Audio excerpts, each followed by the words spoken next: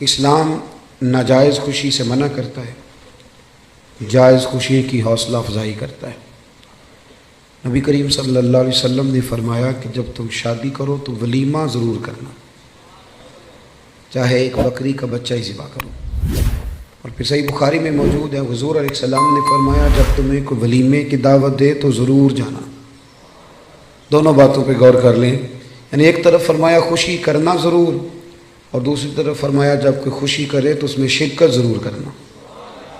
نبی کریم صلی اللہ تعالی علیہ وسلم کی گھر کے اندر جو بظاہر حالت تھی، جو حضور کا فقر اختیاری تھا، اس کا عالم یہ تھا کہ ایک ایک مہینہ گھر میں چولہا نہیں جلتا تھا، کتنے کتنے ہفتے اور کتنے کتنے دن بیت جاتے تھے بغیر کھانا کھائے، روٹی کھائے، کھجور پر، سرکے پر، دودھ پر گزارا ہوتا تھا۔ لیکن جب خوشی کا موقع آتا، مسرت کا موقع آتا، اللہ نے آپ کو نواسے دیے امام حسن اور حسین، تو مہینہ مہینہ چولہا نہیں جلتا تھا، پر جب نواسے تشریف لائے تو حضور نے ایک ایک بکرا نہیں، دو دو بکرے ذبح فرمائے، دو دو۔ آپ اس پہلو پر ضرور غور فرمائیے گا کہ 2 بکرے عقیقے میں حضور نے ذبح فرمائے۔ جب خوشی کا موقع آئے گا تو پھر خوشی کا اظہار کیا جائے گا، پھر خوشی اور مسرت کے تذکرے کیے جائیں گے۔ نبی کریم صلی اللہ تعالی علیہ وسلم کا جو میلاد ہے نا، وہ کائنات کا سب سے عظیم ترین واقعہ ہے۔ ہم جو کہ میلاد کا تذکرہ روز کرتے رہتے ہیں، روز سنتے رہتے ہیں، میری بات پہ توجہ ہے آپ حضرات کی؟ مجھے پتا تھا دوستوں نے ابھی آنا ہے، یہ میرے بات علم میں تھی، لیکن میں یہ سمجھتا ہوں کہ افراد کو دیکھ کر بات شروع کرنا یا افراد کو دیکھ کے چھوٹی کرنا یا بڑی کرنا یہ بہتر نہیں ہوتا، اپنے وقت کو دیکھ کے چلنا چاہیے۔ اس لیے مجھے مشورے مل رہے تھے، لیکن میں نے کہا جو کہہ دیا سو کہہ دیا، جو طے ہو گیا سو۔ تو جب میں آپ کی رعایت کر رہا ہوں تو آپ بھی تو میری رعایت کریں نا۔ آپ دائیں بائیں کیوں دیکھ رہے ہیں؟ آپ مہربانی کریں ہماری طرف دیکھیں، اور ہم جو آپ سے باتیں کر رہے ہیں ان پر توجہ کریں، اور ہم حضور سید عالم صلی اللہ علیہ وسلم کا میلاد شریف بیان کر رہے ہیں۔ اور میلاد کے لیے تو شرط ہی کوئی نہیں، اللہ کا فضل ہے، میلاد چونکہ ایمان کا تقاضا ہوتا ہے تو میلاد بندے دیکھ کے نہیں بیان کرنا چاہیے۔ 5 ہوں تو تب بھی ذکر مدینے والے کا ہی ہے، اور 5000 ہوں تو پھر بھی تذکرہ اسی محبوب کامل کا ہے۔ تو آپ میری بات پہ توجہ کریں گے، میں آپ سے کچھ باتیں عرض کر رہا ہوں۔ ہم لوگ چونکہ روز میلاد کے تذکرے سنتے ہیں، کرتے ہیں، روز ہمارے پاس ہر سال ربیع الاول شریف تشریف لاتا ہے، ہم اس واقعے کو نا اس طرح نہیں لیتے جس طرح کہ یہ شان والا اور عظمت والا واقعہ ہے۔ جو لوگ مکہ شریف میں رہتے ہیں نا، بیت اللہ شریف ان کے پاس ہے، وہ زیادہ عمرے نہیں کرتے، وہ نہیں زیادہ طواف کرتے، ان کو پتہ ہے کہ یہ قریب ہی ہے ہمارے۔ جس کے پاس کچھ چیز آ جاتی ہے نا، وہ اس انداز میں قدر نہیں کرتا جو قدر جس کے پاس نہ آئی ہو وہ کرتا ہے۔ میلاد شریف کو اگر آپ نے غور سے دیکھنا ہو تو آپ حضرت آدم علیہ السلام کا وہ قول دیکھیں، جب آپ نے بیٹے حضرت شیش علیہ السلام سے کہا تھا بیٹے سارا کچھ بھول جانا، پر آخری نبی کریم علیہ السلام پر درود و سلام پڑھنا نہ بھولنا۔ آپ نے اگر میلاد کی، میری بات پہ توجہ کریں، میری طرف غور کریں، اگر بات کی قدر و منزلت دیکھنی ہے میلاد کی تو آپ حضرت ابراہیم کی وہ دعا دیکھیں۔ ایک آدمی جب مزدوری کر لیتا ہے تو پھر وہ کہتا ہے کہ مجھے ملنی بھی چاہیے، اور اسلام کا قانون ہے کہ مزدور کا پسینہ خشک ہونے سے پہلے اسے اس کی مزدوری دے دی جائے گی۔ لیکن حضرت ابراہیم نے اپنے صاحبزادے سمیت بیت اللہ شریف تعمیر کیا، اور مزدوری کیا مانگی؟ ربنا وابعث فیہم رسولا، یا اللہ مجھے وہ شان والا رسول عطا کر دے۔ آپ اس شخص کی قدر کو ملاحظہ کرتے ہیں جو ہزاروں سال پہلے نبی پاک کے آنے کی دعائیں مانگ رہا ہے؟ آپ ذرا سوچیں کتنا لمبا انتظار ہے، کتنا لمبا انتظار ہے۔ اور کبھی اس طب اول کو دیکھیں جو محبوب کی ولادت سے کئی ہزار سال پہلے مدینے سے گزرا تھا، تو اسے کسی نے بتایا تھا کہ یہاں آخری محبوب آئیں گے، تو وہ عریضہ لکھ کے دے گیا تھا عریضہ کہ یہ رکھ لینا، اور اگر تمہاری زندگی میں نہ آئے تو پھر اپنی اگلی نسل کو دے دینا، وہ نہ آئے تو اگلی نسل میں دے دینا۔ وہ چلتے چلتے حضرت ابو ایوب انصاری تک پہنچا تھا۔ آپ اس آدمی کا انتظار تو ذرا دیکھیں، اس کا انتظار تو دیکھیں، اس نے میلاد کا کتنا عرصہ انتظار کیا ہوگا۔ اس کی آنکھوں میں کتنی روشنی ہوگی، کتنی کو تڑپ ہوگی، وہ کتنا ذوق رکھتا ہوگا۔ محبوب جب جناب ابو ایوب انصاری کے گھر آئے تو حضور نے مسکرا کے فرمایا ساری باتیں کر لی ہیں، وہ روکا تو مجھے دے دے، وہ روکا تو میرے حوالے کر دو، میرے نام لکھا گیا ہے۔ نبی کریم صلی اللہ علیہ وسلم نے ہر اس شخص کو، حضرت سلمان فارسی کہتے ہیں میں نے صدیوں کا سفر طے کیا، صدیوں کا۔ میرا آپ کا مسئلہ یہ ہے کہ ابا جی دادا جی گھر میں مسلمان تھے، میلاد گھر میں ملا ہے، اس لیے سارا دن بحث ہوتی ہے کہ کرنا چاہیے کہ نہیں کرنا چاہیے، منانا چاہیے کہ نہیں منانا چاہیے۔ میں تو اب اس پر دلائل نہیں دیتا، میں نہیں دیتا، میں کہتا ہوں صدیاں گزر گئیں، بزرگ دلائل دیتے رہے، کتابیں لکھی گئی۔ اب ہم سے یہ نہ پوچھو کہ میلاد کرنا چاہیے کہ نہیں کرنا چاہیے، اب تو ہم سے یہ پوچھو کہ میلاد کی جھنڈیاں وضو کر کے لگانی چاہیے کہ بغیر وضو کے بھی لگ جاتی ہیں۔ اب ساری زندگی یہیں اٹکے رہنا ہے کہ کرنا چاہیے کہ نہیں کرنا چاہیے۔ اب تو ہم سے پوچھو کہ میلاد کا لنگر وضو کر کے پکانا ہے کہ بغیر وضو کے بھی پک جاتا ہے۔ اب تو آگے بڑھنے کی کوئی بات کرو صاحب کہ یہیں ساری زندگی ہم لوگوں نے اٹکے رہنا ہے۔ بھائی میلاد شریف ایک ذوق ہے، ایک بہت بڑا واقعہ ہے، بہت بڑا۔ نبی کریم صلی اللہ علیہ وسلم کی تشریف آج بھی غریب بڑے مجبور ہیں، بڑے پریشان ہیں۔ اللہ نہ کرے ہم پر کوئی ایسا وقت آئے کہ جب ہم بے بس ہو جائیں، لیکن جب آدمی اپنے آپ کو بے بس پاتا ہے تو بڑی تکلیف میں ہوتا ہے۔ میں دعا کر رہا ہوں اللہ نہ کرے کوئی ایسا وقت آئے، لیکن یارو وہ بیٹی کتنی بے بس تھی، جو زندہ ہوتی تھی اسے اس کا باپ قتل بھی نہیں کرتا تھا، یعنی مارتا بھی نہیں تھا، بلکہ ویسے ہی گڑھا کھود کے نا تو زندہ کوئی، یہ کبھی آپ دیکھیں تو پرانے بادشاہ سزا دیتے تھے، زندہ لوگوں کو چنوا دیتے تھے، یہ بہت بڑی سزا ہوتی تھی۔ اب پتہ نہیں کب اس کا دم گھٹتا ہوگا، کب وہ بیچاری مرتی ہوگی۔ زندہ بچی کو زمین میں رکھ کے اس کے اوپر مٹی ڈال دی جاتی تھی، وہ کتنی کو چیخیں مارتی ہوگی۔ آپ سمجھے اس بات کو کہ وہ لوگ کتنے سخت تھے کہ جو اس قدر زیادہ، آج بھی بڑا گناہ گار شخص بھی ہونا تو بیٹی کا نام لیں تو اس کی آنکھوں میں آنسو آ جاتے ہیں۔ وہ بہت بڑا بھی انسان سخت دل ہو تو بیٹی کبھی رو پڑے تو وہ بھی رو پڑتا ہے۔ تو اسے پوچھو تو صحیح بیٹی سے کہ بیٹی معاملہ کیا ہے، تجھے تو زندہ دفن کیا جاتا تھا تو اب اتنا پیار کیوں ہے؟ تو وہ کہتی ہے پیار اس لیے ہے کہ اب مدینے والے کا میلاد ہو گیا ہے، اب حضور تشریف لے آئے۔ بھائی آپ اس بات کو سمجھیں، آج بھی جو کسی کا ملازم ہے وہ بڑا پریشان ہے، جو 2 لاکھ روپے ایڈوانس دے کے کسی کو رکھ لیتے ہیں وہ بڑا تنگ کرتے ہیں، اور سارے خاندان سے مزدوری کراتے ہیں۔ آج بھی جس کو 1.5 لاکھ ایڈوانس دے کے ملازم رکھا جاتا ہے اسے تکلیف دی جاتی ہے۔ کبھی تو ایڈوانس والا اتنا پریشان ہے، کبھی اس سے پوچھ کے دیکھو تو جسے خرید لیا جاتا تھا اس کی مرضی کوئی نہیں، کھا نہیں سکتا، پی نہیں سکتا، جا نہیں سکتا، بلکہ یہاں تک حالت تھی کہ وہ اس کی ڈیوٹی ہے اونٹ سنبھالنے کی، تو وہ اپنی مرضی سے اگر اونٹ دھوپ سے کھول کے چھاؤں میں باندھ دیتا تو درے پڑتے تھے تو اتنا سیانہ ہو گیا ہے کہ اب تو پوچھے گا بھی نہیں، اور مرضی کے ساتھ تو نے چھاؤں میں باندھ دیا، اور اگر وہ نہیں باندھتا تھا تو پھر بھی مالک مارتا تھا کہ تجھے نہیں پتا اسے باندھنا ہے، بس وہ غلام جو ہے تو اسے مار پڑتی تھی۔ حضرت ابو ذر غفاری رضی اللہ تعالیٰ عنہ فرماتے میری لوگ مثالیں دیتے تھے، میں اپنے غلاموں کے حق میں بڑا سخت تھا، ناراض نہ ہونا، آج بھی لوگ بڑے سخت ہیں، بڑے۔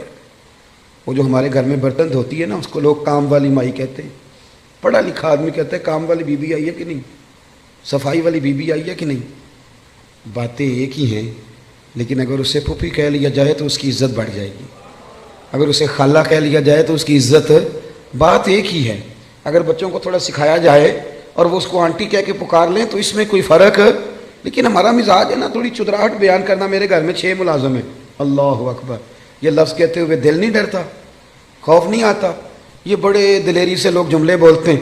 حضرت ابو ایوب انصاری رضی اللہ، حضرت ابو ذر غفاری فرماتے میں غلاموں کے حق میں بڑا سخت تھا، لوگ میری مثالیں دیتے تھے، کہتے تھے پھر تیرا اپنے غلام سے کہتے تھے پھر تیرا وہی حال کریں جو ابو ذر غفاری کرتے ہیں اپنے غلام کا، بڑا مارتا تھا۔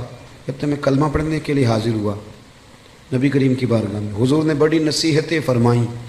جب میں حضرت زید بن ارقم کے گھر سے باہر نکلنے لگا نا، دار ارقم میں تھے حضور، تو محبوب نے آواز دی، فرمایا ایک بات رہ گئی، یا رسول اللہ حکم کریں، تو فرمایا اپنے غلاموں کے ساتھ اچھا سلوک کرنا۔ آپ فرماتے ہیں گویا میری نبض پہ یاد رکھ دیا نبی پاک، میری نبض پہ، میں نے فوراً عرض کی حضور کس طرح کا سلوک کروں؟ تو نبی پاک علیہ السلام نے سلوک بھی بتایا، فرمایا جس طرح کا خود کھانا اسی طرح کا انہیں کھلانا۔ یہ میلاد کی تعلیمات ہیں، ان کو ذرا سمجھ کے جائیے گا۔ جس طرح کا خود کھانا اسی طرح کا انہیں کھلانا، اور فرمایا جس طرح کا خود پینا اسی طرح کا انہیں پلانا، اور جس طرح کا خود پہننا اسی طرح کا انہیں پہنانا۔ یہ حضور کی تعلیمات ہیں ملازم کے حق میں۔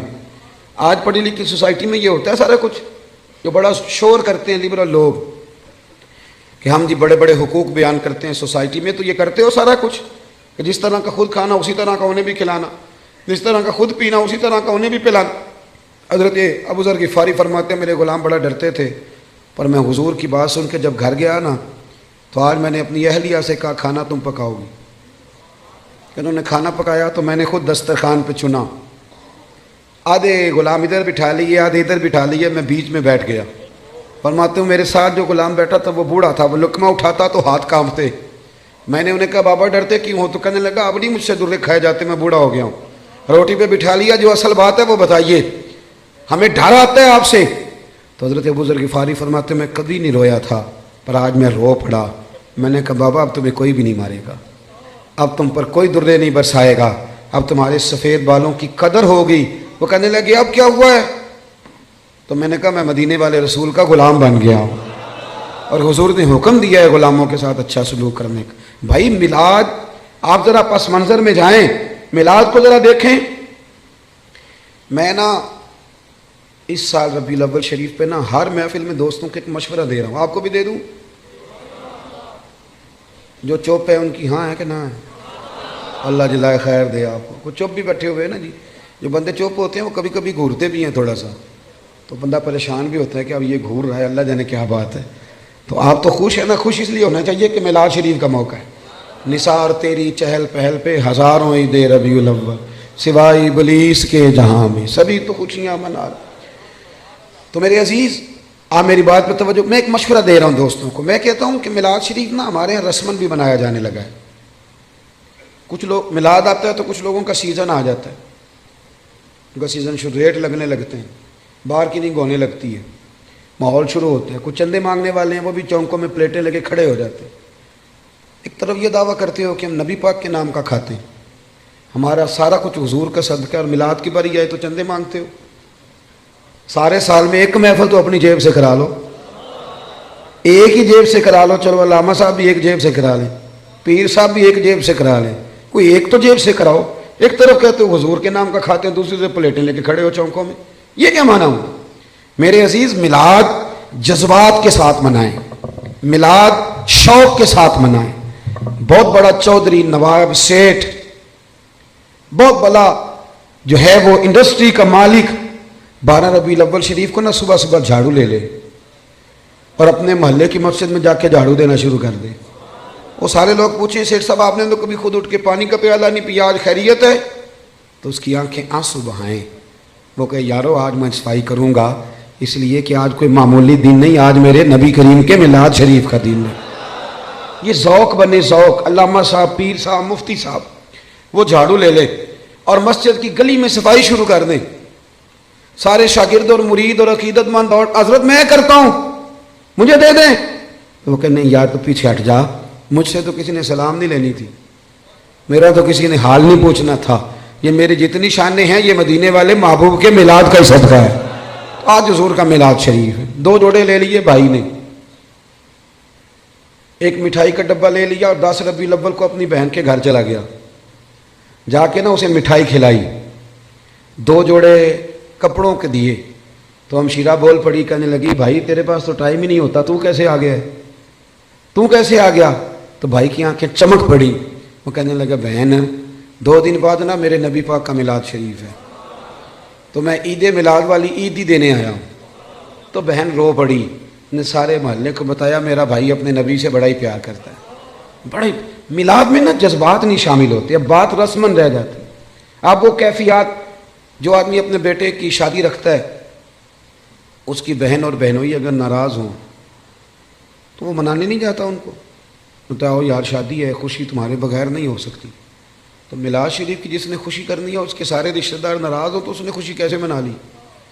چاہیے تو یہ تھا نا کہ وہ میلاد شریف سے پہلے جاتا ناراض لوگوں کے گھروں میں اور جا کے کہتا ساری خوشیوں سے بڑی خوشی یہ آئی ہے، میں آپ سے معذرت کرنے آیا ہوں، آؤ سارے مل کے اکٹھے ہو کے نبی پاک کا میلاد منائیں۔ ہم اگر میلاد میں جذبات شامل کریں، ذوق شامل کریں، گہرائی میں اتر جائیں، گہرائی میں جائیں، اور پھر جتنی تعلیمات ہیں نبی پاک کے میلاد کی، جتنی تعلیم، دیکھو نا آج بھی جب میلاد کا اسٹیج سجتا ہے نا، جس نے 2 لاکھ روپیہ، 1 لاکھ روپیہ، 50,000 روپیہ تعاون کیا ہوتا ہے نا، وہ اسٹیج پہ بیٹھ جاتا ہے، چاہے وہ سارا سال مسجد نہ آیا ہو۔ اس نے جیب میں رکھی ہوتی ہے سیاستدان نے، سیٹھ صاحب نے ٹوپی، تو وہ سفید ٹوپی نکالتا ہے، چونکہ اس نے 50,000 دیا تو وہ آ جاتا ہے اسٹیج پہ، اور جن کے ہاتھوں میں نوٹوں کی دتیاں ہوتی ہیں وہ سارے فرنٹ سیٹ پہ بیٹھے ہوتے ہیں، اور پھر ان کے نام بھی نعت خواں یاد کر لیتے ہیں، اللہ ماشاء اللہ، کہتے ہیں یہ حاجی بڑا عاشق رسول ہے۔ بھی عشق تو اندر کی بات ہے، تجھے کیسے پتہ چلا اس کے اندر ہے کہ نہیں؟ یہ تو تو کیسے گہرائی میں اتر گیا کہ حاجی عاشق رسول ہے، کہ یہاں عشق رسول کے لیے نوٹوں کی دتی کا ہونا ضروری ہے؟ یہ مزاج بدلیں۔ سارا سال ہر اسٹیج پہ امیروں کا قبضہ رہتا ہے، اگر میلاد کے اور سیرت کے اسٹیج پر بھی امیروں کا قبضہ رہا تو غریب بیچارے کدھر گئے؟ ایک تو نیکی کرو، محلے کا جو سب سے غریب آدمی ہے جس کو کبھی کسی نے نہیں پوچھا، اس کے لیے ایک جوڑا بنواؤ، اس کے سر پہ دستار سجاؤ، اور جو فجر کے وقت آ کے مسجد کھولتا ہے، صفائی کرتا ہے، اسے کپڑے پہناؤ، اچھے دستار سجاؤ، میلاد کے اسٹیج پہ بٹھاؤ، تو وہ کہے اب کیا کرنا ہے، تو اسے کہو اب کہنا ہے ہم غریبوں کے آقا پہ بے حد درود، ہم غریبوں کے آقا پہ، ہم غریبوں کے آقا پہ بے حد درود، اور ہم فقیروں کی ثروت پہ لاکھوں سلام۔ میلاد میں اصطلاحات کی ضرورت ہے۔ مجھے نہیں اچھا لگتا لنگر اور میلاد شریف کا اور وہ چھتوں سے بانٹا جائے، ایک طرف لنگر اور وہ بھی لنگر شریف، اور پھینکا جا رہا ہے چھتوں سے۔ میلاد شریف کے لیے میں اپنے ہاں یہ اہتمام کرتا ہوں، میں کہتا ہوں تازی روٹی، آپ باورچی سے کہیں وہ روٹیاں پکائے، صبح فجر کے بعد کھانا شروع ہو جاتا ہے۔ میں اپنے سنگیوں سے کہتا ہوں بھی سارا دن روٹی کھانی ہے آج، سارا دن۔ اس کا طریقہ یہ ہوگا کہ تھوڑی سی اب کھا لو، تھوڑی سی ٹھہر کے کھا لو، تو کیا وہ کیسے کھانی ہے؟ غریبوں کو بلا بلا کے لاؤ۔ آپ کو پتہ ہے نا، ہر محفل میں غریبوں کے دسترخوان الگ ہوتے ہیں، امیروں کے دسترخوان۔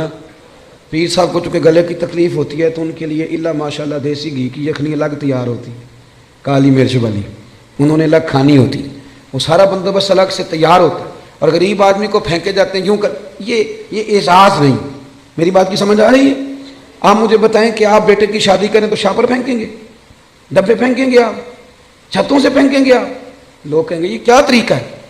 آپ بٹھائیں لوگوں کو اور ان کے ساتھ خود بیٹھیں، سیٹھ صاحب، چودھری صاحب، علامہ صاحب، مفتی صاحب، پیر صاحب ویسے ہی غریب کے ساتھ بیٹھ جائیں گے نا تو روٹی آنے سے پہلے ہی آدھا پیٹ بھر جائے گا اس کا، وہ سمجھے گا مجھے عزت مل رہی ہے، مجھے وقار مل رہا۔ میلاد کے موقع پر غریب کو بٹھال کے، اللہ کرے کہ ہم یہ خوشی منائیں کہ آج روٹی میں اپنے ہاتھوں سے کھلاؤں گا، آپ کھانے ڈال ڈال کھلائیں، ان کو کھلائیں، ان کی خدمت کریں، اظہار مسرت کریں، شوق پیدا کریں۔ سیاستہ میں روایت ہے، حضرت عتبان بن مالک رضی اللہ تعالیٰ عنہ نابینا صحابی تھے، میرے نبی کریم علیہ السلام کی خدمت عالی مرتبت میں حاضر ہوئے، عرض کی یا رسول اللہ صلی اللہ علیہ وسلم میرا دل کرتا ہے میرے گھر تشریف لائیں۔ صاحب نسیم الریاض نے ایک باب باندھا ہے شرح شفا شریف میں، وہ فرماتے ہیں کہ جب تک نبی کریم علیہ السلام کا شوق نہیں نہ پیدا ہوتا ساری عبادتیں پھیکی رہ جاتی۔ کیا چیز جی؟ شوق۔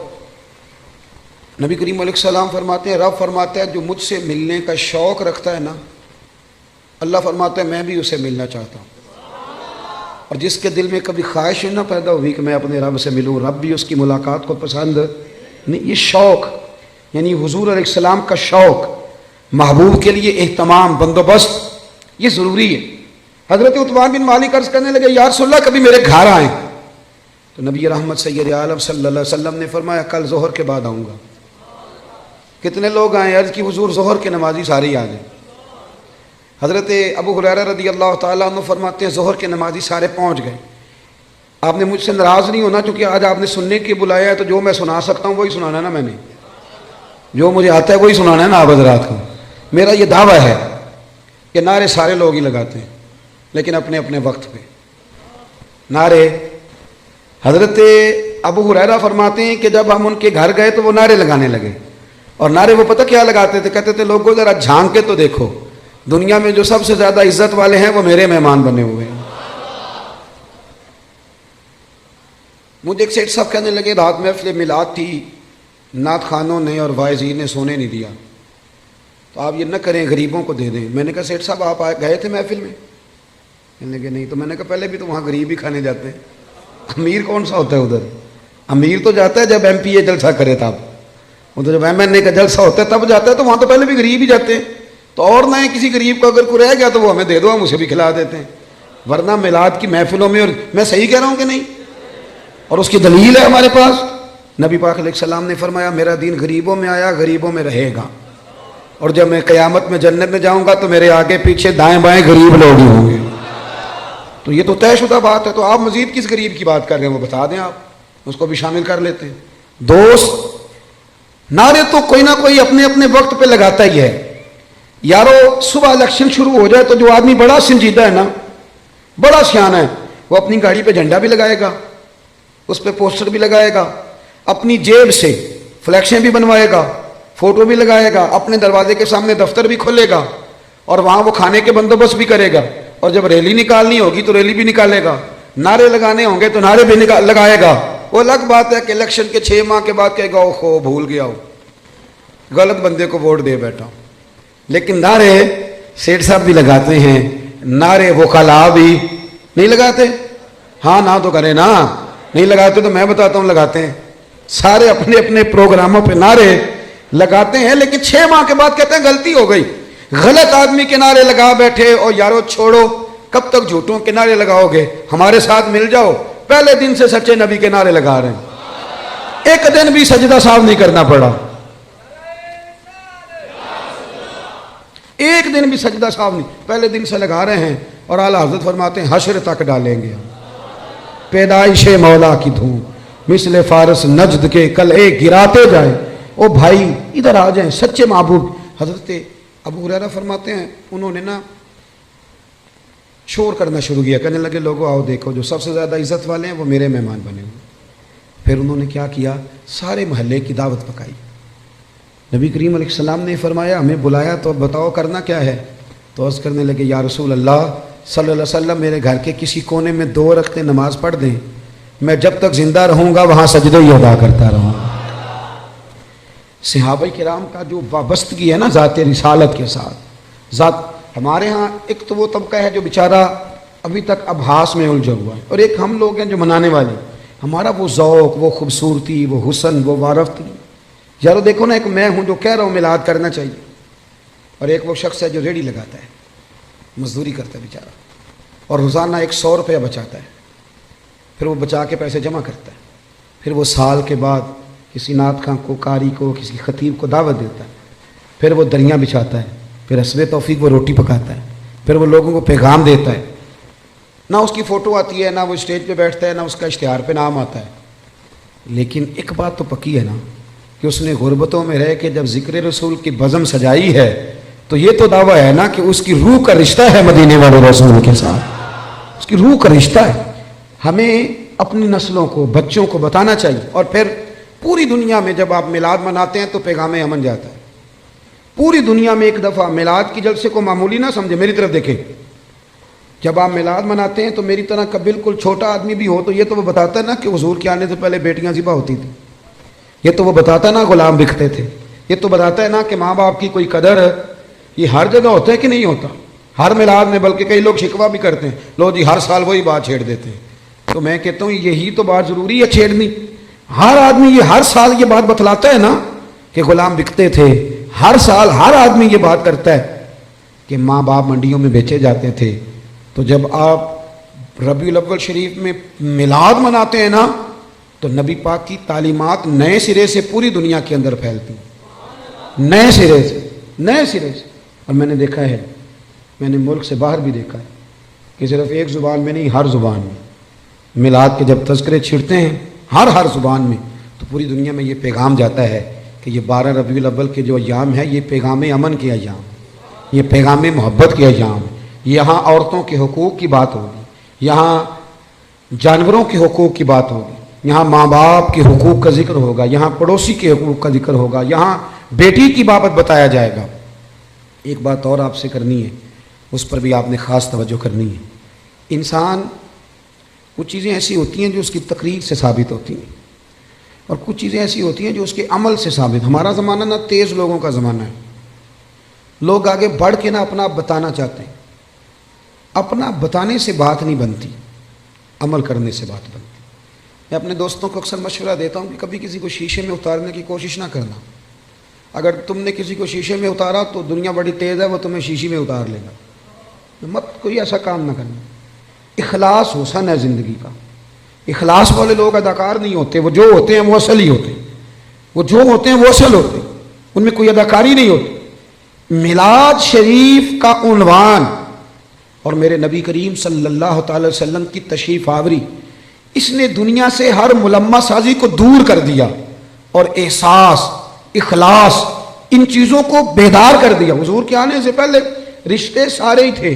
ماں بھی ہوتی تھی، باپ بھی ہوتا تھا، بہنیں بھائی سب رشتے ہوتے تھے، رشتے تھے، ان میں احساس نہیں تھا.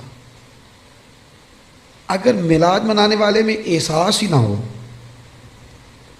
اور وہ دعویٰ اونچا کرے، احساس ہی نہ ہو سرے سے، وہ بالکل دنیا داری کرے. میلاد تو احساس کا نام ہے نا. حضور نے احساس دیا. احساس. ہمارے یہاں کچھ رشتے ایسے ہوتے ہیں جن کا تذکرہ لوگ کرتے نہیں، شرماتے ہیں، جیسے میاں بیوی کا رشتہ ہے. اس انداز میں ماں باپ کے حقوق بیان کیے جاتے ہیں، اولاد کے کیے جاتے ہیں. اس رشتے میں بہت سارے لوگ بات کرتے ہوئے جھجکتے ہیں، حالانکہ یہ وہ رشتہ ہے جسے اللہ نے اپنی نشانیوں میں سے نشانی قرار دیا. نبی کریم علیہ السلام نے اس رشتے کا اتنا احساس بیان کیا. حضرت عائشہ صدیقہ رضی اللہ تعالیٰ عنہ فرماتی ہیں حضور گھر میں نا اکثر اپنی پہلی زوجہ سیدہ خدیجہ الکبریٰ رضی اللہ تعالیٰ عنہ کا ذکر چھیڑ دیتے تھے. اکثر مجھے رشک آتا تھا، میں ناز کرتی تھی، کیا بات ہے خدیجہ کی کیسے مقدر ہے کہ ان کے وصال کو زمانہ بیت گیا اور حضور ذکر کرتے ہیں. کہتی ہیں میرا دل تھا کبھی حضور سے پوچھوں گی. ایک دن نا نبی کریم علیہ السلام گوشت لائے اور مجھ سے فرمایا کہ آج تک گوشت پکاؤ. کہتی ہیں وہ گوشت میرے سامنے ہے، میں صاف کرنے لگی تو محبوب کریم علیہ السلام نے فرمایا ذرا شوربہ زیادہ کرنا. میں نے کہا یا رسول اللہ صلی اللہ علیہ وسلم کچھ مہمان آئیں گے؟ تو حضور فرمانے لگے نہیں، مجھے پتہ چلا ہے مدینے میں نا خدیجہ الکبریٰ کی کچھ سہیلیاں آئی ہیں، تو تم شوربہ زیادہ پکانا، میں کچھ سالن انہیں بھی بھیجوں گا. میں کہہ رہا ہوں ذرا رشتے کے احساس کی شدت کو ملاحظہ کریں. وہ باتیں جو اکثر لوگ کرتے ہوئے جھجکتے ہیں کہ اب اس کی بھی شدت بیان کی جائے. فرمایا میں نے نا انہیں سالن بھیجنا ہے. حضرت عائشہ صدیقہ کہتی ہیں میں نے جھجکتے سنبھل کر، سوچ کر، مسجع مکفہ، بڑی احتیاط سے نظریں جھکا کے ایک جملہ کہا. میں نے کہا یا رسول اللہ صلی اللہ علیہ وسلم اللہ نے آپ کو جوان اور خوبصورت بیویاں دی ہیں، آپ ہر وقت حضرت خدیجہ کا ذکر ہی کرتے رہتے. کہتی ہیں میں نے تو بات کر دی اور میں خاموش ہو گئی. اب میری جرت نہیں تھی کہ نظر اٹھا کے دیکھوں چہرہ نور کا رنگ کس طرح کا ہے. جھجک رہی تھی. پوری ہمت کر کے میں نے ذرا نظر اٹھائی تو حضور کے چہرے پہ جلال تھا. تو محبوب فرمانے لگے عائشہ آج بات کی، آج کے بعد نہ کرنا. یا رسول اللہ کیا ہوا؟ فرمایا عائشہ میرے پاس جتنے لوگ آئے ہیں نا وہ سکھوں کے وقت آئے ہیں، خدیجہ تو میرے دکھوں کی ساتھی ہے، وہ تو میری تکلیفوں کی ساتھی. فرمایا لوگ مجھے پتھر مارتے، میری راہوں میں کانٹے بچھاتے، میں پریشان ہو کے گھر لوٹتا. اس وفادار بیوی کے ایک ہاتھ میں دودھ کا پیالہ ہوتا، ایک ہاتھ میں کھجوریں ہوتی، کھجور کھلا کے دودھ پلا کے بستر بچھا کے کہتی محبوبہ غم نہ کرنا، اللہ بڑی شان عطا فرمائے گا. اتنی شدت رشتوں نے پیدا کر دی، اتنا احساس. حضرت عائشہ کہتی ہے ایک بوڑھی اماں حضور سے ملنے آئی تو نبی پاک نے بڑا ہی پیار کیا، کھانے کھلائے، حضور بڑی محبت سے باتیں کرتے رہے. نبی کریم علیہ السلام نے جاتے دفعہ تحفے بھی دیے. صاحب کنز العمار لکھتے ہیں حضرت عائشہ کہتی میں نے کہا حضور مہمان تو روز آتے پر اتنا پیار. کون تھی بی بی؟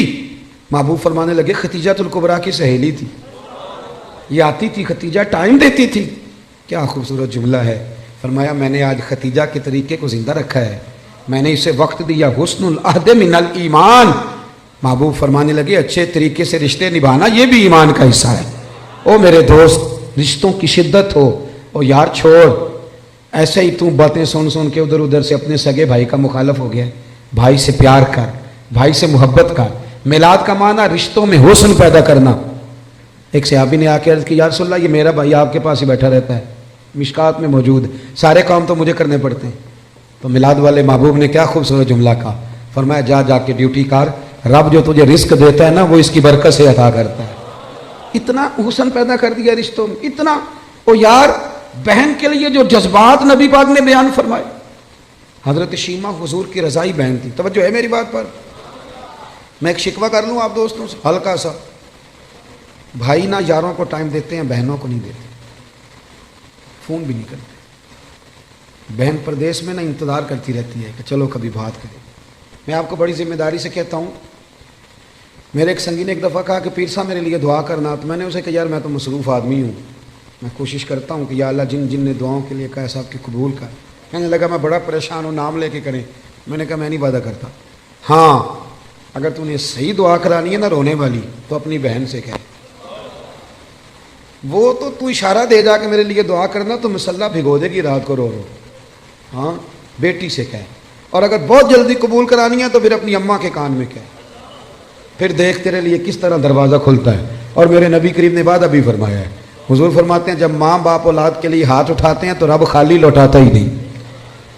حضور نے نا یہ احساس، لیکن نا آج لبرل لوگ کھڑے ہوتے ہیں تو وہ کہتے ہیں جی اسلام نے جی بہنوں کا حصہ آدھا رکھا ہے اور بھائی کا ڈبل رکھا ہے. میں کہتا ہوں تم نے دین سیکھا ہی نہیں. ہمارے پاس آؤ ہم تمہیں بتائیں. بیٹی کا حصہ زیادہ ہے بیٹے سے. کہتے ہیں یہ تو ڈبل ہے. اور میں نے کہا خدا کے بندے عورت کا حصہ سنگل ہے، پر یہ بتاؤ اس کے ذمہ کوئی حق ہے؟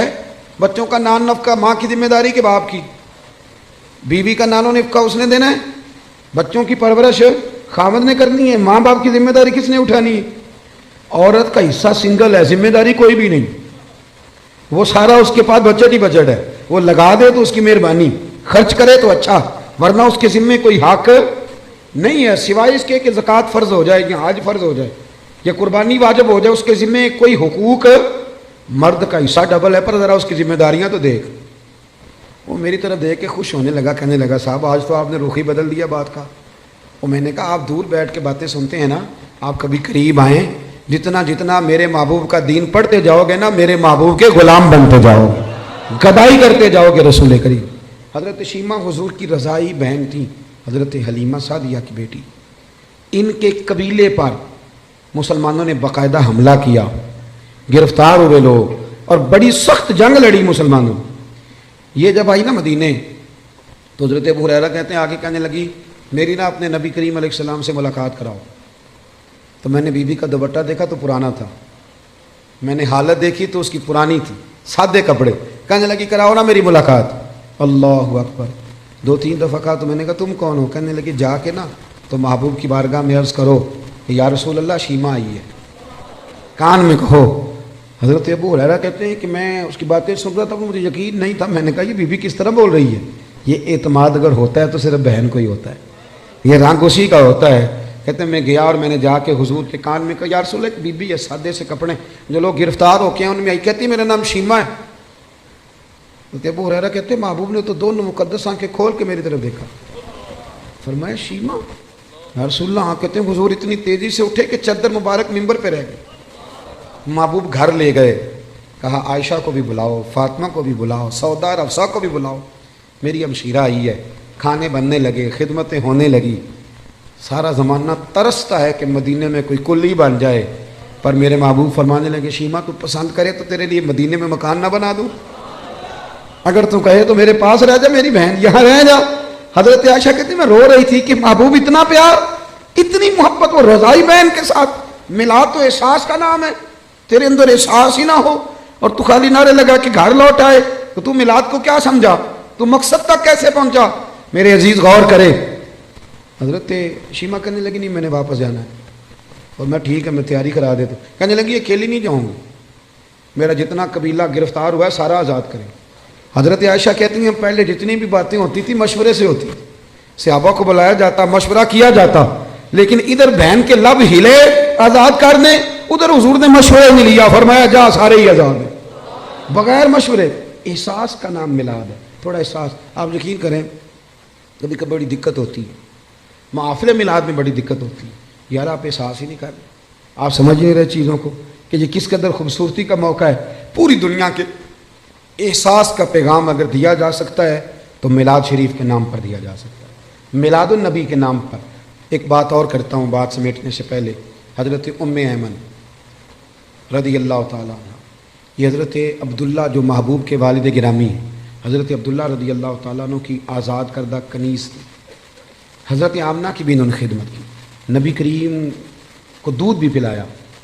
مکہ مکرمہ سے جب ہجرت کر کے لوگ مدینے آئے تو یہ بھی آئی تھی، تو جن لوگوں کو نبی پاک صلی اللہ علیہ وسلم نے بھائی بھائی بنایا تو انہوں نے پھر اپنی جائیدادیں آدھی دے دی تھیں، آپ نے سنی ہوئی یہ بات۔ حضرت ام ایمن کو بھی ایک باغ ملا، جب خیبر کے علاقے فتح ہو گئے، بنو نذیر بنو قریظہ کی جائیدادیں آ گئیں، تو نبی پاک صلی اللہ علیہ وسلم نے صحابہ سے فرمایا کہ یہ جو مہاجر ہونا، اب یہ تم جائیدادیں لے لو اور اپنے انصار بھائیوں کی زمینیں واپس کر دو۔ سب نے واپس کر دی۔ حضرت ام ایمن کو ایک باغ ملا ہوا تو حضور نے فرمایا آپ بھی واپس کر دیں، بوڑھی تھی، رضائی والدہ تھی، آپ بھی واپس کر دیں۔ کہنے لگی میں تو نہیں کرتی، میں تو نہیں کرتی۔ اب نبی پاک کو کوئی انکار کر سکتا ہے؟ میں نہیں کرتی، مجھے تو پیار ہو گیا۔ حضرت عائشہ صدیقہ رضی اللہ تعالیٰ نے کہنے لگی ام ایمن آپ حضور کو انکار کر رہی۔ محبوب فرمانے لگے عائشہ آپ بیچ میں نہ بولے، میں جانوں اور ماں جانے۔ حضرت عائشہ کہتی ہیں میں اس حسن کے قربان جاؤں، حضور منا رہے ہیں نبی کریم، اللہ کرے آپ کو سمجھ آئے۔ یہ جوان بچوں کو میری بات، کبھی کبھی اماں کو منایا کرو، اور یار کبھی کبھی والد سے کہا کرو کہ ابا جی بیٹھو موٹر سائیکل پہ، سردیوں کے کپڑے نہ لے کے آئے۔ کبھی کبھی اماں سے کہا کرو کہ اماں جی آج میرا دل کرتا ہے میری مرضی کا کھانا بناؤ، اور کھانا نہ میرے آنے تک دونوں مل کے کھائیں گے۔ اس احساس کا نام میلاد ہے۔ نبی کریم صلی اللہ علیہ وسلم جناب ام ایمن کو منانے لگے، اماں دے دے، سب نے دے دیا۔ کہنے لگے مجھے پیار بڑا ہو گیا، اتنے سال بیت گئے، مجھے اس باغ سے پیار ہے۔ حضور حضرت ام ایمن کو ساتھ لے کے گئے، پہلے ایک باغ دکھایا، کہنے لگی میں نہیں یہ لیتی، اور دوسرا دکھایا یہ بھی نہیں لیتی، چوتھا باغ دکھایا تو کہنے لگے یہ ملے تو میں دے دوں گی۔ محبوب فرمانے لگے الحمدللہ الحمدللہ، انصاری کا باغ بھی واپس ہو گیا ہے اور میری اماں بھی راضی ہو گئی۔ دونوں بات تھوڑا سا نا پیار۔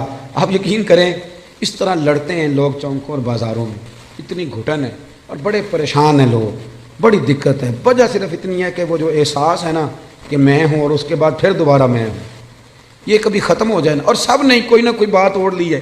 میرے بھی ذہن میں آ گیا کہ میں پیر صاحب ہوں، میرے بھی تو مرید ہیں نا، میں بھی ایک ادارے کا صدر نشین ہوں، مجھے بھی ماننا چاہیے۔ اس سے تھوڑا نکل آئے، تھوڑا احساس پیدا کریں، عزت دینی شروع کر دیں۔ آپ یقین کریں معاشرے میں ہر بندہ باعزت ہو جائے گا، پیار کرنا شروع کر دیں۔ آپ یقین کریں معاشرے سے ساری نفرتیں ختم ہو جائیں۔ آپ ایک دوسرے کو خوشبو بانٹنی شروع کر دیں، یقین کریں ہر تعفن ہر بیماری دور ہو جائے گی۔ ہمسائے کا دروازہ صاف کرنے کا ارادہ کر لو، اللہ کریم ہمارے گھروں کو بھی صفائی عطا کر دے گا۔ میں اپنے دوستوں سے کہا کرتا ہوں، ایک صاحب ایک دفعہ آئے، کہنے لگے بڑے علاج کرائے، بڑے تعویذ لیے، لیکن اللہ نے اولاد نہیں دی۔ تو میں نے کہا یار اگر نہیں نہ دی تو پھر اللہ کی حکمت ہے، بھائی کے بچے ہیں، بہن کے ہیں، کہنے لگے ہیں۔ تو میں نے کہا ان کو اپنے بچے سمجھ لو، وہ تو اپنے ہی بچے ہیں نا۔ احساس کی بات ہے نا، آپ احساس کر لیں۔ آپ یقین کریں ایک بزرگ تھے تو ان کے پوتے بیاہنے کے قابل ہو گئے تھے، تو بڑی فکر کرتے تھے گھر کی، تو ان کے بچے مجھے کہنے لگے ابا جی فکر سے بیمار ہیں، انہیں سمجھائیں۔ تو میں نے کہا بابا جی آپ چھوڑ کیوں نہیں دیتے؟ کہنے لگے بچپن سے ہی فکر والا ہوں، ماں باپ کی بڑی کی ہے، بہن بھائیوں کی بھی بڑی کی ہے، اولاد کی بھی بڑی کی ہے، جب تک زندہ ہوں فکر ہی کرتا ہوں، میرا دل کرتا ہے میری زندگی میں پوتے پوتیاں بھی اپنے اپنے گھر والے ہو جائیں۔ تو اگر تو احساس ہو گیا تو پھر تو بڑی بات ہے، نہ ہوا تو نہ ہوا۔ اپنی زندگی میں شعور لائیں۔ اگر ہم تھوڑا تھوڑا کر کے میلاد کو اس کے حسن کے ساتھ سجانے لگے، پیار کرنے لگے، اور کم از کم یہ سارے دن ہی ہمارے درود و سلام میں گزر جائیں، یہ سارے دن۔ اور اگر 12 ربیع الاول شریف کو بھی کسی نے 5 نمازیں نہ پڑھی تو پھر شکوہ کرنے والا شکوہ تو کرے گا نا، اور صحیح کرے گا کہ وہ نماز جس کے بارے میں نبی پاک نے فرمایا نماز پڑھو گے تو میری آنکھیں ٹھنڈی ہو جائیں گی، تو میں نماز پڑھ کے بھی تو انسان نبی کریم کو راضی کرتا ہے نا۔ بہت ساری چیزوں کو آپ حدود میں لائیں۔ آپ کے شہر کا مجھے نہیں پتہ، میں نے اپنے شہر میں دوستوں سے ہاتھ باندھ کی گزارش کی ہے، ہاتھ باندھ، باقاعدہ ہاتھ باندھ کے میں نے کہا تھا مہربانی کرو عورتوں کو ماڈل دیکھنے نہ لانا، ہم پہ رحم کھاؤ۔ یہ کون سا میلاد ہے کہ آپ بیویوں کو موٹر سائیکل پہ بٹھائیں اور بے پردگی کرے راتوں؟ یہ کون سا میلاد شریف؟ مہربانی کرنا۔ اور کسی جگہ میلاد میں کوئی غیر شرعی حرکت ہوتی ہے تو یاد رکھنا وہ میلاد سے حضور راضی نہیں ہوں گے، بلکہ نبی کریم علیہ السلام کی گریبان تھامیں گے اور سوال کریں گے کہ میرے نام پر یہ دھما چوکڑی، اتنا بڑا ظلم، مہربانی فرمائیں۔ بالکل دائرہ شریعت کے اندر، بالکل۔ اور میلاد میں وہی کام کریں جو ہمارے بزرگوں نے ہمیں دی ہیں۔ سب سے پہلے تلاوت ہوتی ہے، اس کے بعد نعت شریف کے بعد بیان، اور بیان کے بعد سلام، اور سلام کے بعد، اور آپ کسی کے سامنے یہ والا میلاد پیش کریں گے تو میں ذمہ داری سے کہہ رہا ہوں کہ اس میں سے کوئی چیز ایسی نہیں جس کو کوئی ناجائز کہہ سکے. نہ قرآن پڑھنا ناجائز ہے، نہ نعت پڑھنا، نہ تقریر کرنا ناجائز ہے، نہ محبوب پہ درود و سلام بھیجنا، کوئی ایسی چیز نہیں. لیکن بہت اندر رہ کے، اور وہ جو لوگ سیاستدانوں کے نعرے لگاتے ہیں اور سیٹھوں کے جلسوں میں جاتے ہیں، ان سے بھی میری گزارش ہے کہ اگر وہاں کے لیے وقت نکل سکتا ہے تو پھر مہربانی کرنا میلاد کے جلوس میں بھی سب سے اول صفوں میں نظر آنا، اول صفوں میں نظر آنا، اور میلاد کی محفلوں میں بھی ذرا آگے آگے دکھائی دینا. دعا کرتا ہوں جو میں کہہ سکا اللہ قبول فرما لے. جہاں بھول گئے اللہ